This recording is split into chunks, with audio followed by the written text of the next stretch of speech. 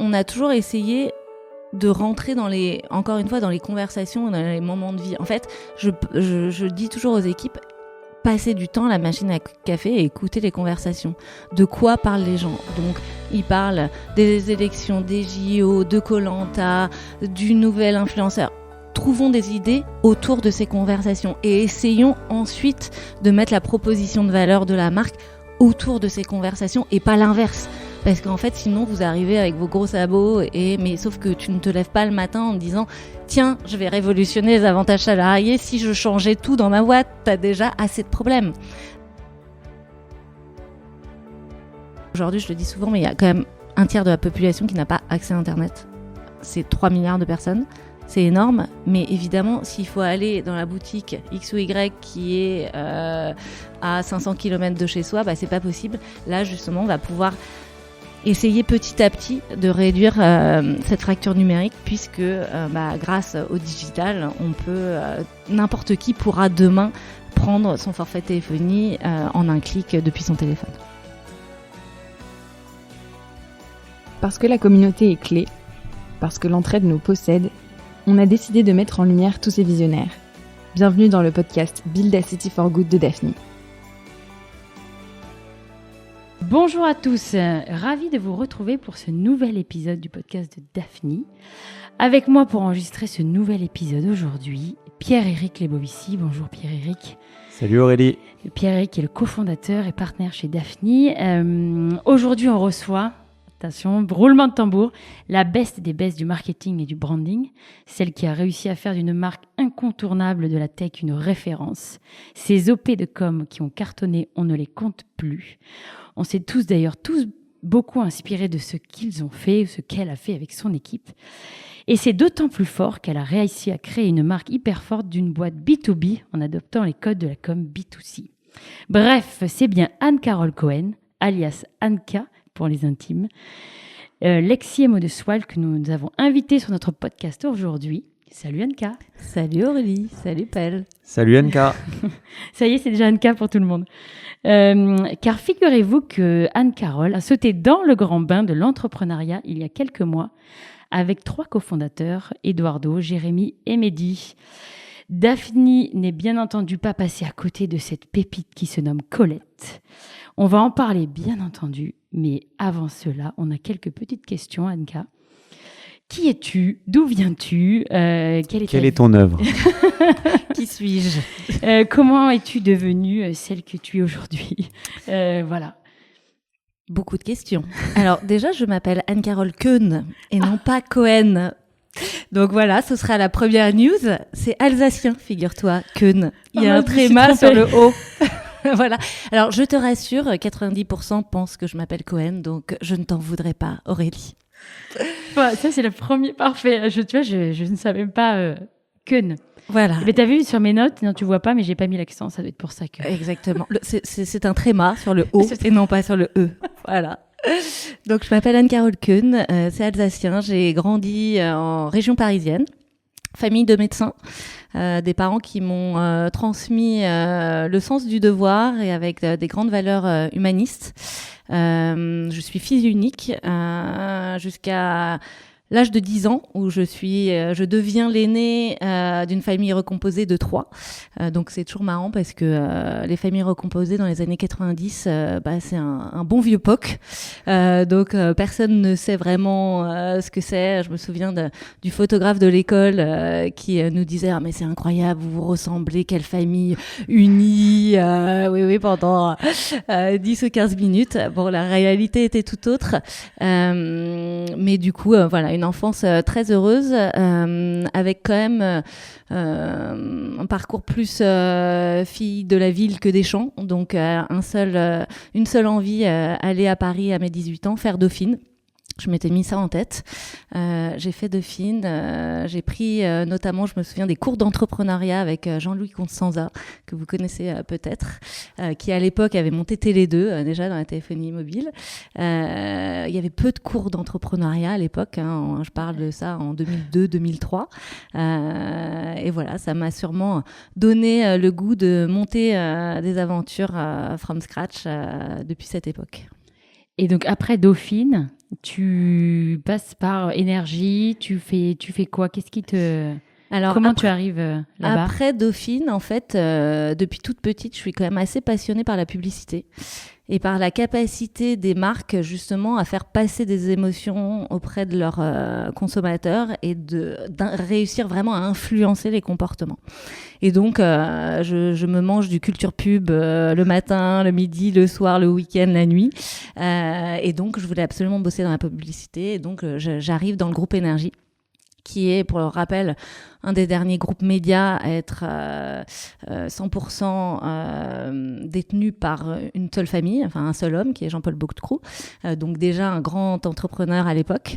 Et je me lance 2-3 ans après Énergie dans l'intrapreneuriat avec Énergie Mobile au moment de l'ouverture du marché des telcos.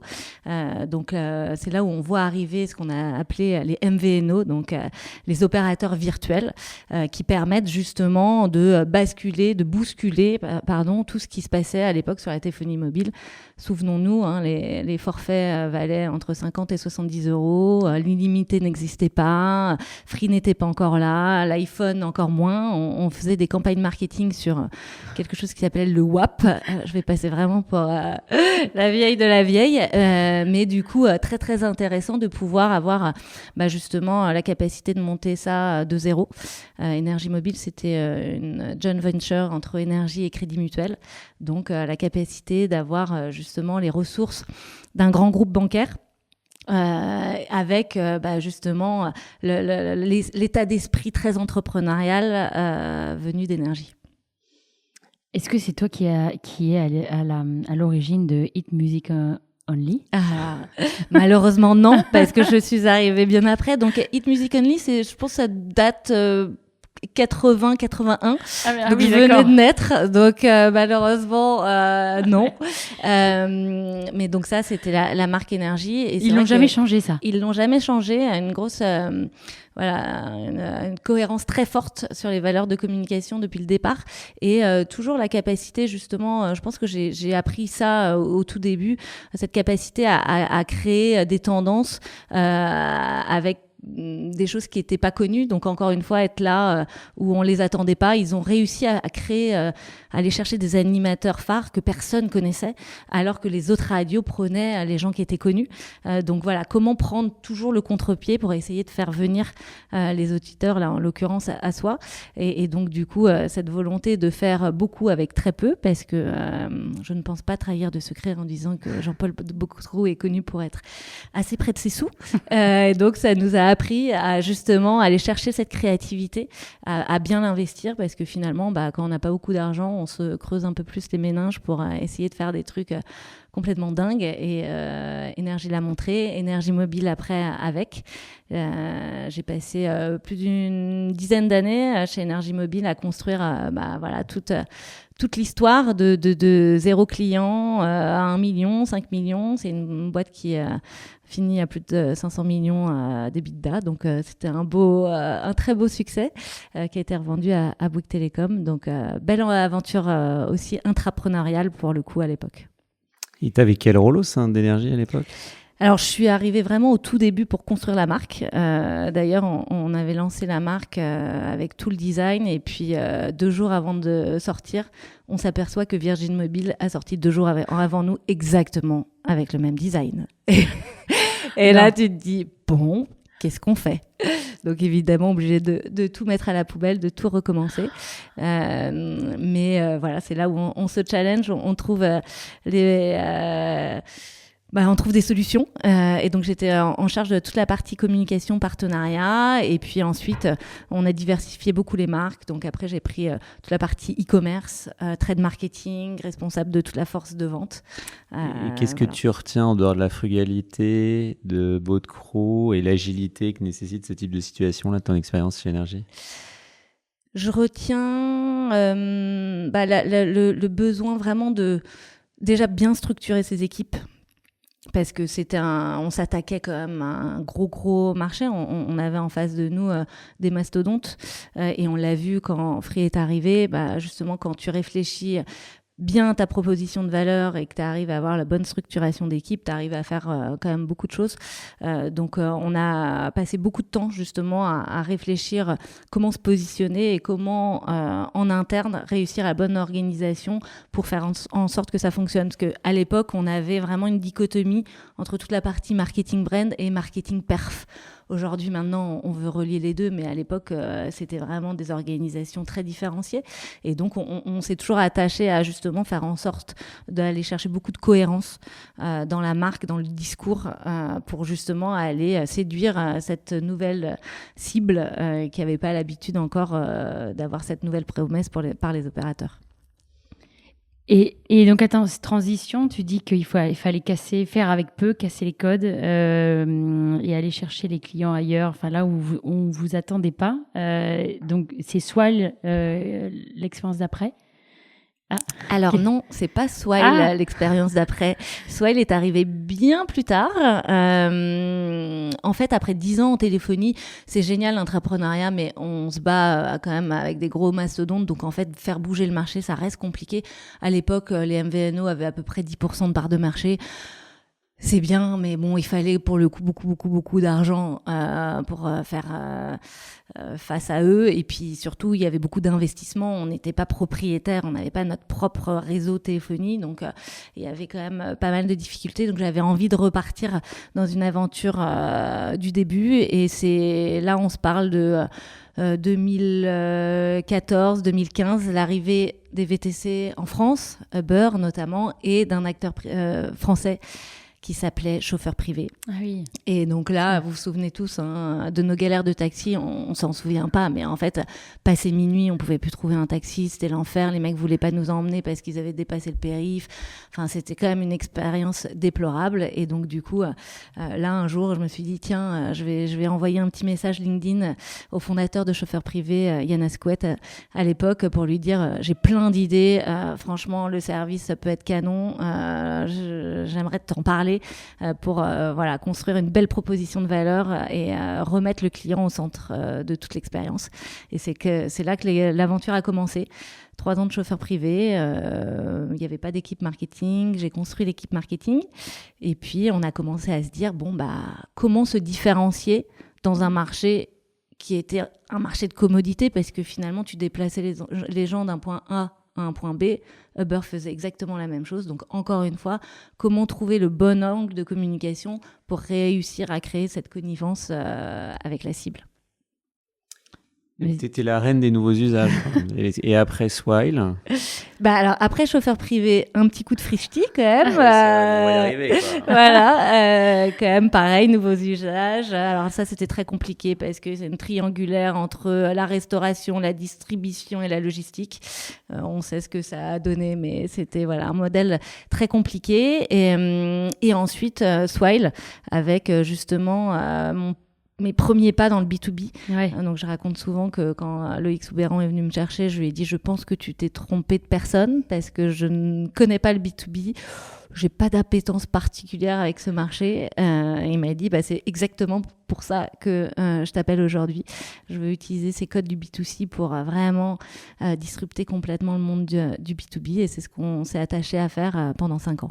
Oui, c'est là où est la prouesse quand même. C'est que peu arrivent à le faire quand même. Et c'est là où, sur un frichti ou un chauffeur privé, c'est plutôt pas facile, mais bon.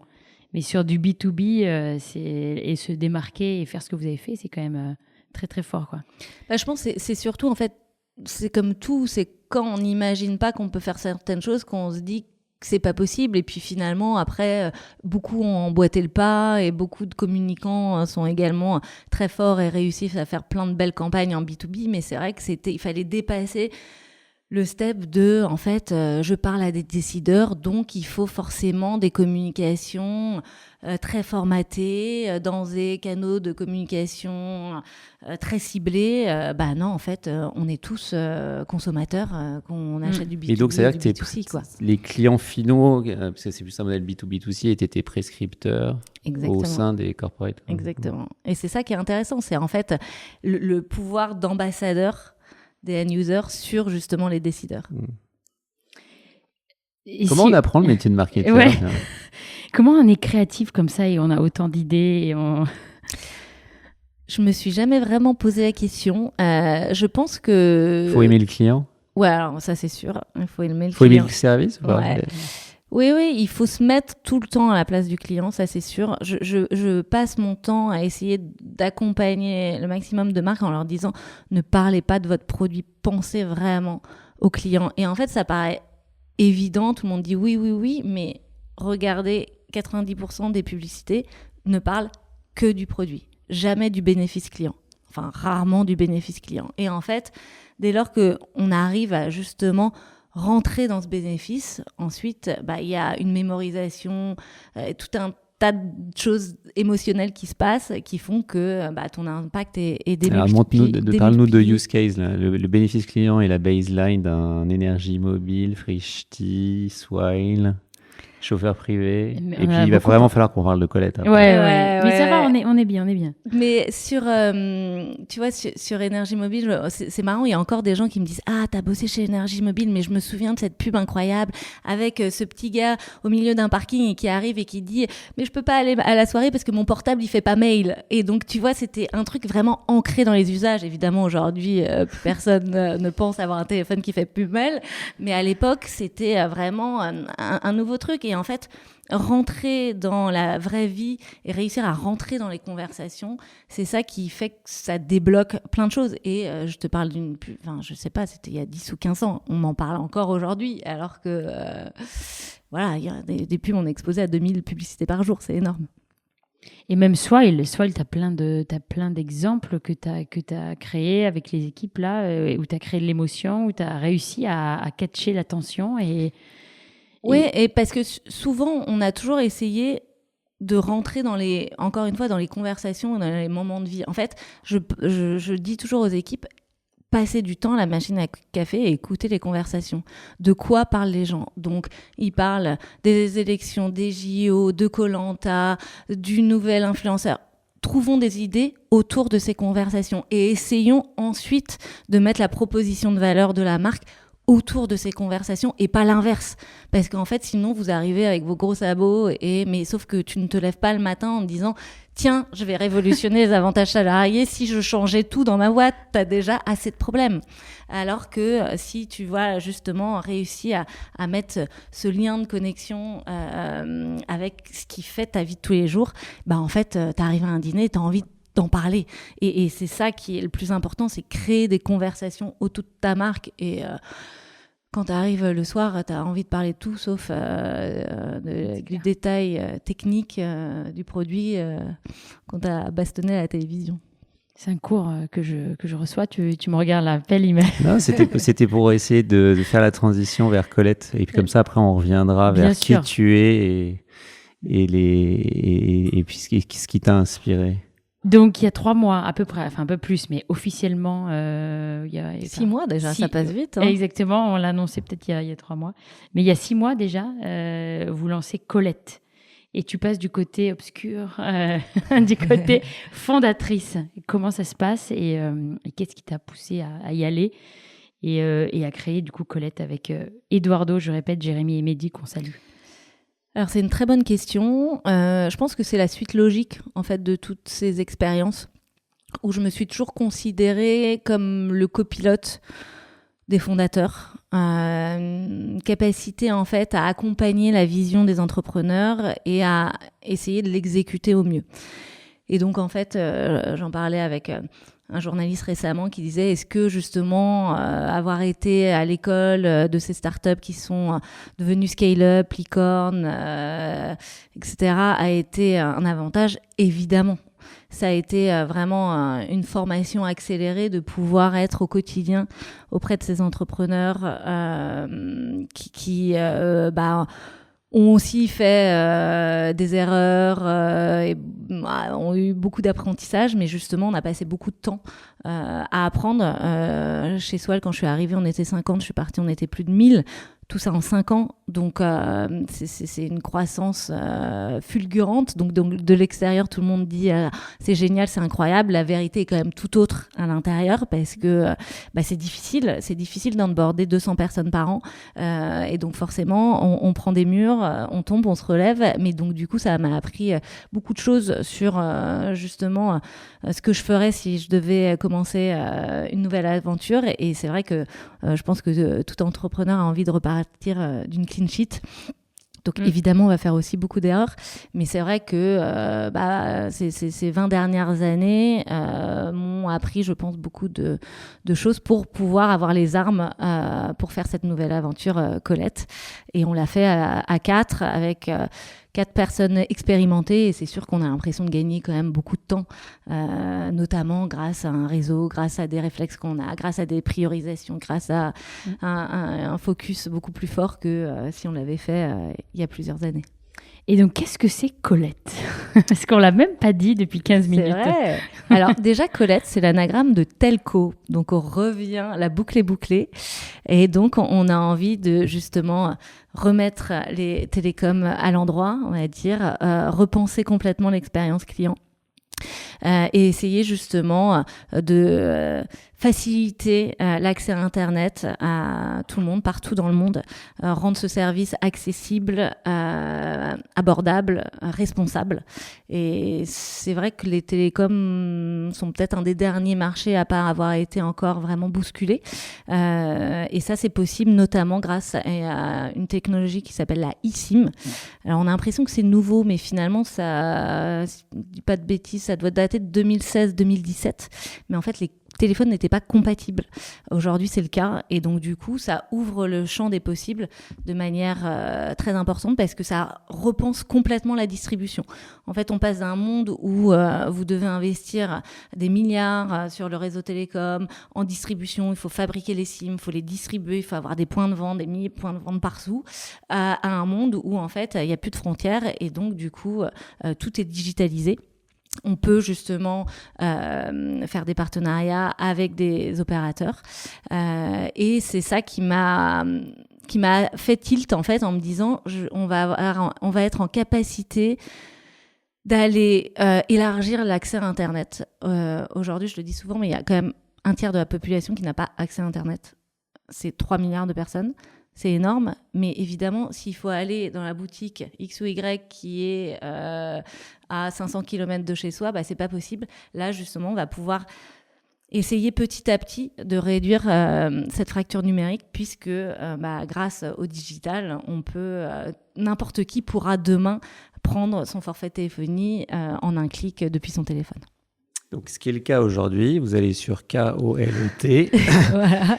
Et si vous êtes en situation d'itinérance à l'étranger, que vous avez des problèmes de roaming, vous voulez pas surpayer votre consommation, et vous, grâce à Colette et à son offre d'eSIM, vous pouvez avoir des offres hyper compétitives. Exactement, parce que je pense qu'on a tous reçu ce petit SMS qui est aujourd'hui capé à 60 €, ce qui n'était pas le cas avant, de hors forfait, alors qu'on n'a même pas posé le pied dans son pays. Donc en fait, c'est pas normal, il y a 70% des gens qui sont en mode avion parce qu'ils ont justement peur d'être vraiment matraqués par les frais des opérateurs. Donc grâce à Colette, c'est du prépayé, chacun peut choisir son offre simplement en un clic et au moins le budget est maîtrisé et la connexion est assurée.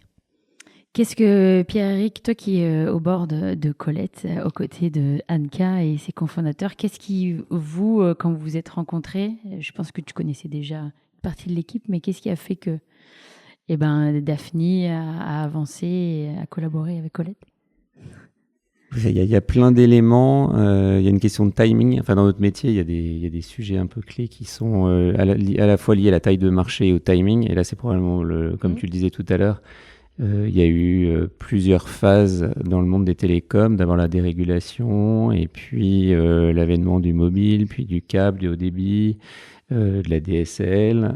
Il y a eu l'iPhone en 2007.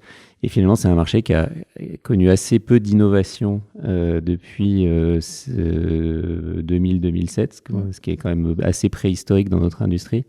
Et ce que vous proposez est très innovant parce que, comme tu le disais tout à l'heure, il y a aussi toute cette dimension d'inclusion pour permettre aux tiers de la population qui n'accèdent pas à la data de pouvoir le faire dans de bonnes conditions et des conditions de transparence et des justes prix. Donc ça, c'est évidemment une des raisons. Et la deuxième raison qui se résume dans tout ce que tu as dit jusqu'à présent, c'est votre humilité qui est le fruit de toute votre expérience. C'est-à-dire que la vie d'un entrepreneur, elle consiste à gérer des problèmes au quotidien, et vous en avez connu tellement par le passé que vous allez savoir les tacler beaucoup plus rapidement qu'une équipe qui serait moins aguerrie et expérimentée que vous l'êtes, et en ayant conscience, parce qu'il y a des gens qui finalement n'ont connu que des succès et pensent que c'est la vraie vie. Or, la vie, elle est un peu plus compliquée que ça, et tu l'as très bien résumé dans tout ce que tu as dit. Donc, ne serait-ce que ces deux éléments-là nous obliger à vouloir vous soutenir, et on vous remercie de nous avoir permis de le faire, parce que on a conscience que c'était très compétitif, et maintenant à nous de vous prouver que vous avez fait le bon choix, parce que nous, dans les échanges qu'on a au quotidien, on en est convaincus. Ouais, et puis c'est important aussi on parle souvent justement des équipes, mais choisir justement ces bons partenaires sur la partie investissement, c'est très important, parce que c'est une aventure au long cours, et donc c'est très précieux, ces échanges qu'on a au quotidien, et donc voilà, pareil, avec un peu plus d'expérience, on sait qu'il n'y a pas seulement le critère de l'argent qui compte, mais justement vraiment c'est un partenariat très fort à installer dans la durée. Et là, aujourd'hui, c'est les enjeux de Colette, parce qu'on sait qu'il y a d'autres acteurs qui proposent des eSIM. Qu'est-ce qu'aujourd'hui sont vos gros enjeux quand on voit que Revolut, là aussi, comment vous réagissez à cela? Ça fait pas peur, hein. Soit il avait bien en face des incumbents, des gros, non, mais des énormes mastodontes en face. Donc bon, je pense que ça te fait pas peur. Non, ça nous fait pas peur, sinon on serait pas là. C'est un marché où il y a peu de différenciation. Donc tout l'enjeu, ça va être de créer de la différenciation. On en parlait, hein, c'est un marché où il y a eu peu d'innovation et où je pense qu'on peut en mettre un paquet. L'exemple de Swile était le bon exemple. Ça paraissait évident tout ce qui a été fait après, et tous les autres ont suivi, mais le jour où on l'a lancé, ça a fait vraiment son effet sur le marché, et je pense qu'on peut répliquer aussi sur le marché de la téléphonie mobile. Donc il y a un gros enjeu d'innovation, ça c'est certain. Il y a un enjeu de réussir à monter une boîte internationale Day One. Ça c'est un très très gros enjeu que peu de boîtes connaissent, parce que finalement tu valides ton modèle, tu te développes sur ton pays d'origine, tu fais ton étude de marché, puis petit à petit tu t'expandes à l'international. Là, Day One, il faut qu'on soit partout, puisque Colette est aujourd'hui disponible dans quasiment 200 pays. Donc, pas d'excuse, si vous voyagez n'importe où dans le monde, Colette fonctionne. Mais ce qui veut dire que, du coup, on doit parler à tout le monde, partout dans le monde. Donc, il y a un enjeu de langue, il y a un enjeu de time zone, il y a un enjeu de monnaie. Donc, c'est très compliqué. Et donc, ça nous donne pas mal de nœuds au cerveau, mais non, ça nous fait pas peur. Donc on a l'enjeu de l'innovation, on a l'enjeu de l'international, on a l'enjeu aussi de la technologie. On en parlait, les opérateurs ont leur propre réseau.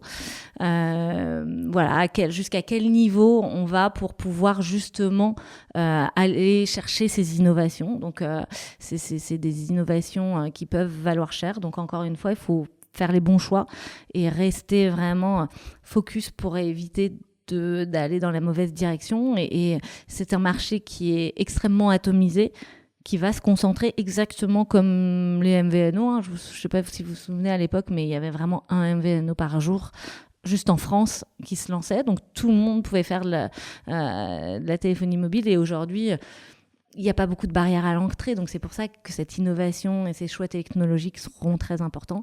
L'international, et puis le dernier enjeu, c'est celui que tout le monde connaît, c'est justement les gens, l'équipe, comment bien recruter. Comment ne pas céder à la tentation de justement vouloir recruter trop vite, parce qu'on a l'impression qu'on ne peut pas tout faire. Donc ça, c'est les éternels sujets. Comment réussir à vraiment chérir sa culture.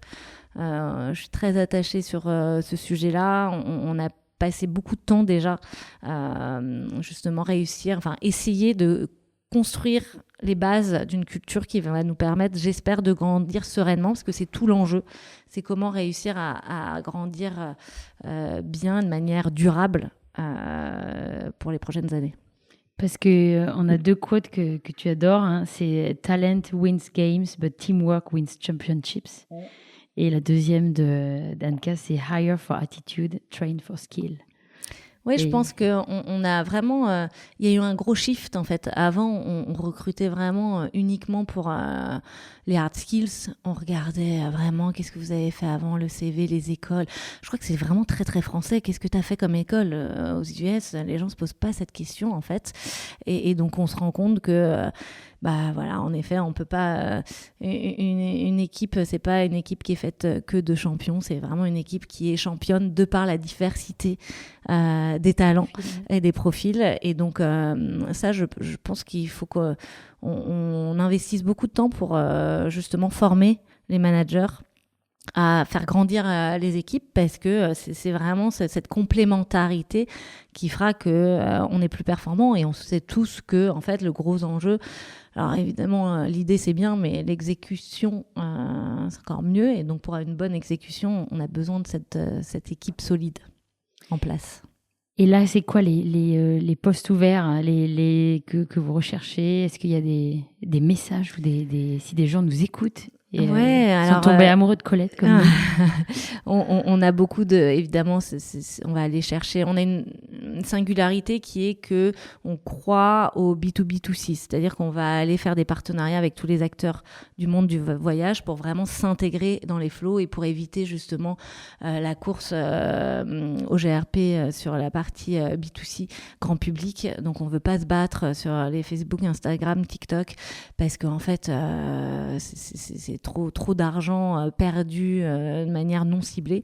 Donc on pense vraiment qu'on peut apporter une valeur très forte aux acteurs du voyage qui demain auront la capacité vraiment de prolonger l'expérience client, puisque en fait si vous êtes sûr que vos voyageurs ont accès à la donnée, à Internet, à la data, ça permet de prolonger l'expérience, de dire si votre vol est en retard, de proposer des activités, et donc du coup vous travaillez la marque, la fidélité, et donc il y a vraiment un cercle vertueux qui se met en place.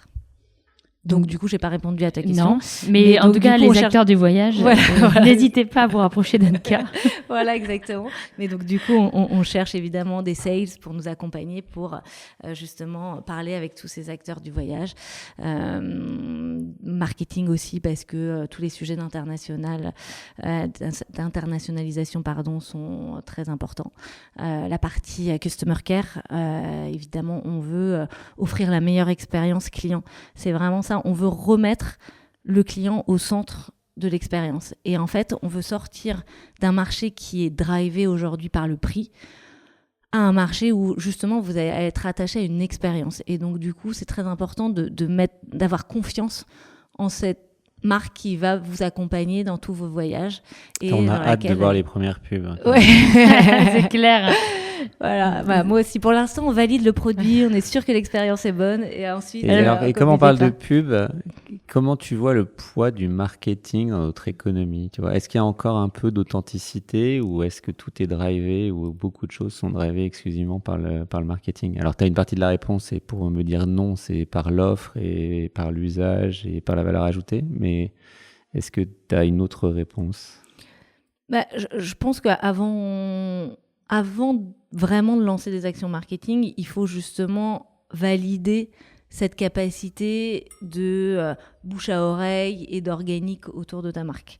Je pense que mettre trop tôt du marketing biaise complètement la perception que tu peux avoir de ton produit, parce qu'en fait, tu peux créer de la croissance de manière complètement fictive. Et on l'a vu avec toutes les marques qui ont justement beaucoup investi dans la performance.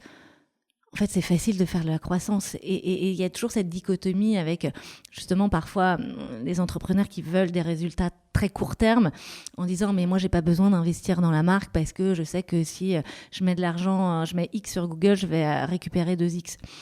Sauf que ça, c'est complètement fake, en fait. Et le jour où ça s'arrête, potentiellement, il n'y a plus aucun trafic organique et les gens ne viennent plus naturellement sur ta marque. Donc moi, je suis toujours très attachée à surtout pas du tout lancer d'action marketing au début et de vraiment créer le produit, aller à la rencontre des clients. Donc là, j'ai fait 100, 200 one-one avec des clients qui nous donnent leur feedback, parce que ça nous ouvre les yeux sur plein de trucs.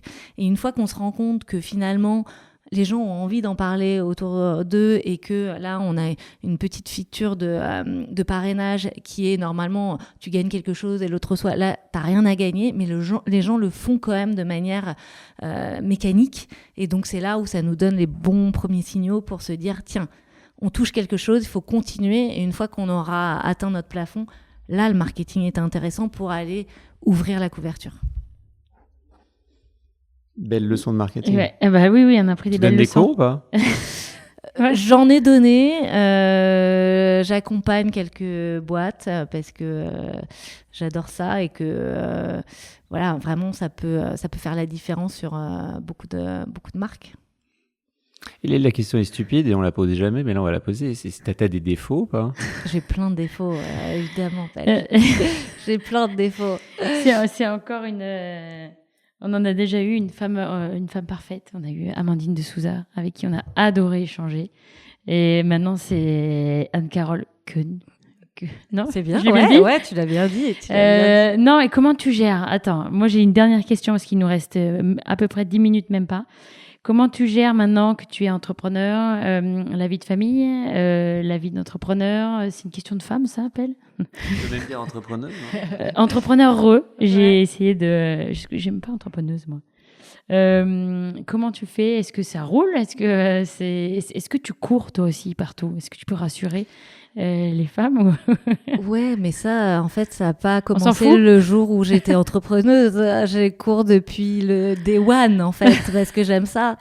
Non, donc du coup, en fait, ça n'a absolument rien changé parce que j'ai toujours été comme ça. Je pense qu'en fait, le sujet, c'est vraiment un sujet d'organisation. Avant tout, j'ai 2 enfants, mais je pense que les enfants aiment les habitudes. Et donc, en fait, les habitudes et les routines. Et donc, nous, on a notre routine du vendredi soir où c'est notre soirée famille. On ne déroge pas à la règle. Tous les vendredis soirs, on passe du temps en famille. Et la semaine, il y a une organisation qui est en place, qui marche. Évidemment, parfois, il y a des petits pépins, mais maintenant, on a tous les outils digitaux qui nous permettent de trouver des solutions. Et en fait, je trouve ça super parce que en fait, ça montre... je pense que quand les parents sont bien, les enfants sont bien. Et en fait, le fait de montrer que, oui, tu travailles beaucoup, mais finalement, ça t'apporte beaucoup de choses positives, c'est une bonne leçon à leur passer, plutôt que se dire, oh là là, on est dimanche soir, quel enfer, demain, je vais aller devoir bosser. Et donc, finalement, Colette, c'est sûrement le 3e enfant de la famille. Ma fille, c'est elle qui a fait les objectifs du mois dernier, qu'on a atteints, d'ailleurs. Et ils étaient ambitieux, mais on les a atteints. Elle nous a fait Colette, la ville en 2025, avec du Colette partout, évidemment. Donc, je pense que c'est important aussi de leur expliquer ce qu'on vit, ce qui nous anime, ce qui nous préoccupe aussi. Et donc, du coup, alors, je peux le faire aujourd'hui parce que les enfants sont plus grands, mais c'est en fait c'est une aventure qu'on vit tous ensemble et encore une fois si on est bien, tu ne regrettes rien. Non, absolument pas. Il faut jamais regretter. C'est sur ta question que tu as posée au début sur croyez en vous.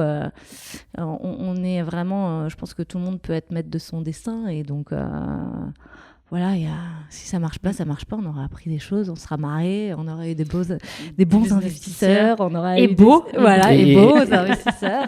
Est-ce qu'il y a d'autres sujets qui t'ont traversé la tête là, avant de lancer Colette? Il y avait d'autres secteurs que tu vois sclérosés, dans lesquels il y a besoin de rupture de nouveaux usages ou pas?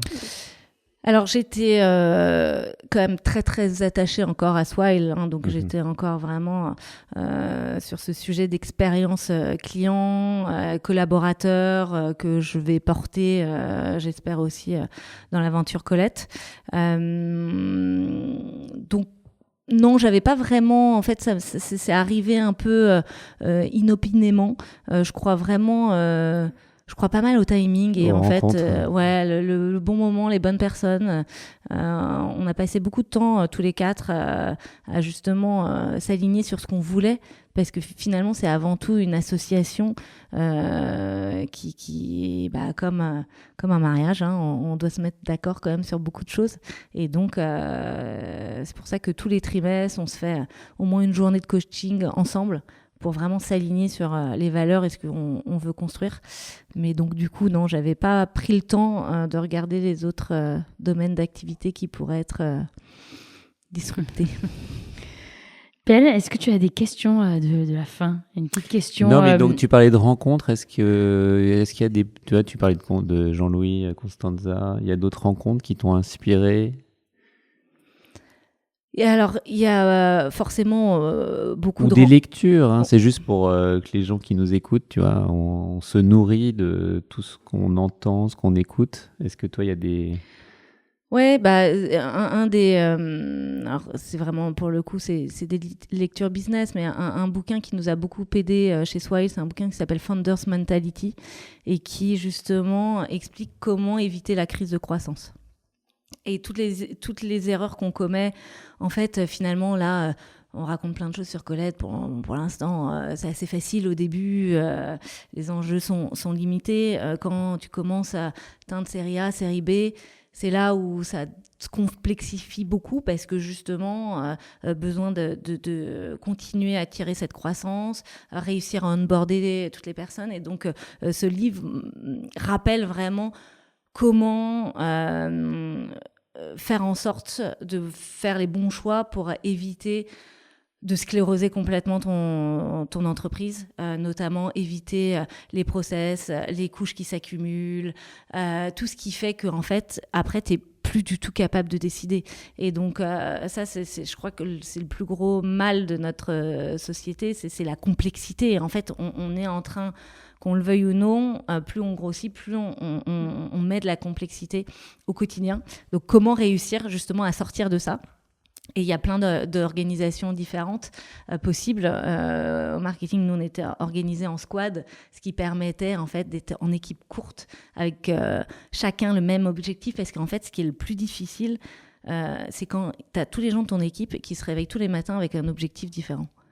Et donc, en fait, tu passes ta journée à essayer de négocier du temps et de la bande passante des uns et des autres. Mais en fait, je pense que le sujet, c'est de réaligner tout le monde sur les mêmes intérêts et du coup faire des petites équipes de 6 ou 8 personnes très complémentaires sur les compétences techniques permet d'aller beaucoup plus vite. Et ça, c'est un bouquin qui l'explique vraiment bien. Donc, je vous le conseille. Et j'écoute aussi beaucoup de podcasts. J'avais un ancien patron du GIGN qui parlait notamment tous des sujets de négo, la négociation, le conflit. On a toujours souvent assez peur de justement des discussions un peu conflictuelles. Je pense au contraire que le conflit est bénéfique dans une entreprise. Donc, il parle généralement d'objectifs communs partagés. C'est son truc. C'est voilà, comment trouver cet objectif commun partagé pour réussir à trouver un compromis. Mais il y a beaucoup de choses qui ont influencé ma façon d'agir au quotidien. Et dernière, qu'est-ce que tu fais comment tu fais pour déconnecter ou essayer de te détendre et ne plus penser à Colette, où tu pars ou quel est ton secret pour... Quel est mon secret? Est-ce que tu aimes le chocolat, le vin, la cuisine, le yoga? T'as loupé la vidéo. Ouais. Elle adore le Coca Zéro. Alors, j'adore le Coca Zéro jusqu'à 18h. D'accord. Et après 18h, j'aime bien le vin blanc. Les grands vins de Bourgogne blancs. Ça, j'avoue. Et c'est vrai que j'aime bien rentrer à la maison, m'occuper des enfants. Et quand je recommence à bosser avec un bon verre de blanc parce que c'est quand même beaucoup plus sympa de travailler dans ces conditions. Et donc, ça me permet juste de continuer à bosser en me disant que, en fait... je kiffe ce que je fais. C'est le plaisir de la vie. Voilà, c'est les plaisirs de la vie. Et finalement, en fait, c'est la stimulation intellectuelle qui fait que ça apporte aussi de la satisfaction. Je me suis mis au sport aussi. Ça, c'est grosse résolution de l'année. Et je viens en vélo, même jusqu'à chez vous, alors que nous ne sommes pas loin. Et le sport, ça aide sûrement, non? Ouais, le sport, ça aide. On est très ouais. friands, nous aussi, équipe assez sportive. Bah, surtout, ça aide, et c'est la première fois que je prends un coach pour justement aussi te pousser un peu, parce que sinon on s'écoute quand même vachement. Enfin, moi en tout cas, je m'écoutais beaucoup.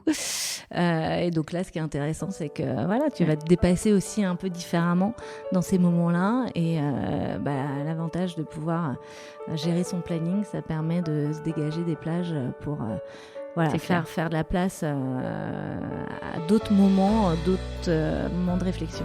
Alors il y a beaucoup de gens qui disent qu'ils ont plein d'idées pendant qu'ils font du sport. Moi, il me met tellement cher que j'ai pas le temps de penser, mais après, je suis beaucoup plus productive. Bon, vous avez compris, buvez du Coke Zéro jusqu'à 6 heures. Après, ouvrez un bon verre de vin, une bonne bouteille de vin blanc. Attention à consommer avec modération. Bien sûr, évidemment. Et enfin, mettez-vous au sport. Voilà le secret, en fait. Et n'oubliez pas Colette pendant vos vacances cet été. Bien entendu. Voilà, je pense qu'on a terminé. On est pile poil dans les temps. Ça fait 45 minutes. Anne-Carole, c'est mieux Anne-Ka. Ah oui. Allez, Anne-Ka, merci beaucoup d'avoir pris le temps de venir nous voir. On embrasse. On salue Eduardo, Jérémy et Mehdi, bien entendu, qui sont dans l'aventure Colette aussi avec Anne-Ka. Pierre-Éric, bravo pour cet investissement, j'ai envie de dire. Et merci aussi. Tous les investissements sont collectifs, donc bravo à Daphné. En tout cas, on est très heureux. Bien sûr, mais c'est toi aujourd'hui qui représentais Daphné. Et puis, si vous avez adoré, comme nous, cet épisode, n'hésitez pas à le partager. Et si vous avez envie de bosser pour Colette, pour Anne-Ka et tout le monde, n'hésitez pas aussi à aller contacter Anne-Carole sur le site hiring@colette.com. Ils sont super bons. On n'a pas ça, nous. Allez, merci à tous et à très vite pour un nouvel épisode. Merci beaucoup.